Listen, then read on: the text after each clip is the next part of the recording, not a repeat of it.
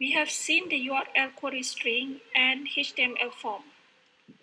Now, we will process the form or URL query string using Servlet. A servlet is a Java program that runs at the server side. Servlets are Java programs that run on a web server. It is used to process client requests or produce dynamic web pages. For example, producing dynamic stock codes over a period of time. Another example is processing a registration form.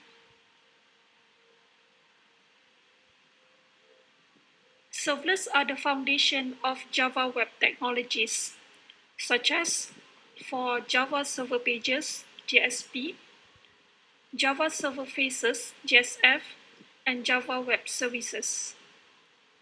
Java servlets run in the web environment.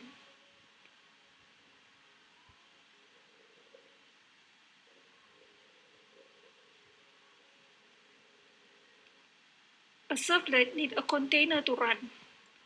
Popular servlet containers are Apache Tomcat, JBoss, Wildfly, and Glassfish. A servlet container is a single process that runs in a JVM. JVM creates a thread to handle each servlet. Java threads have less overhead than a full-blown processors. Recall our lesson in multi-threading.